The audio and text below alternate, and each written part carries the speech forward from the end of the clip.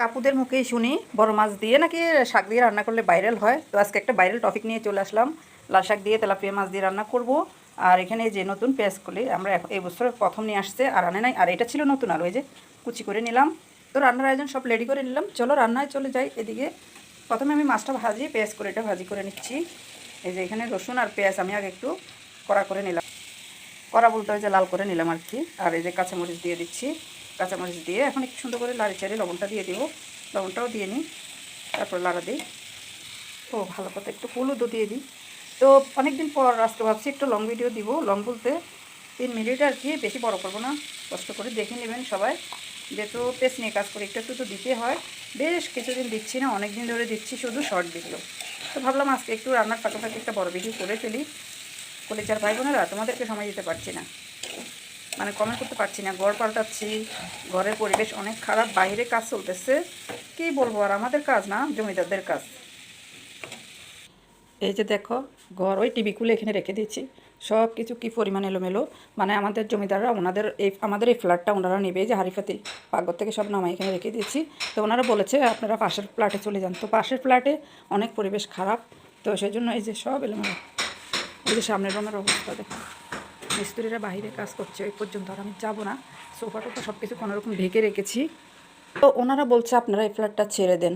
তো এখন কি করব, আমরা তো ভাড়াটিয়া, যখন যেভাবে বলে সেভাবেই শুনতে হয়, কিচ্ছুই করার নেই। তো আমার এই পাশের পাকঘরটা অনেক বড়, আমি এটাকে অনেক মিস করব। এই পাকঘরটা একটা রুমের সমতুল্য। তো ওই যেখানে চলে যেতে বলতেছে ওইটা কিন্তু একদম ছোট পাকঘর।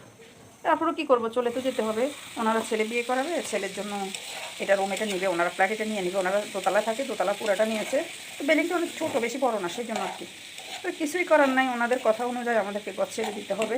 তো ওই ফ্ল্যাট ওইটাতে চলে যাবো। ওইটাতে 2টা রুম, অনেক ছোটো, রান্নাঘর একদম ছোটো। তো আশা করতেছি আমিও বেশি দিন এই ফ্ল্যাট এখানে থাকবো না। আমার ছেলে আসলে ছেলেকে বিয়ে করাবো, আমরাও রুম পাল্টাই ফেলবো। তো পুরো কথা এটাতে বলে ফেললে হবে না, রান্নার কাজ তো বাকি রয়ে গেল, আবার আস্তে আস্তে বলছি। এই যে পেঁয়াজকলি ভাজি করে উঠিয়ে নিলাম, আর লাল শাকটা এখানে একটু মাছ রেখে দিলাম জোনাইদের জন্য, নাকি ভাজা মাছ খাবে।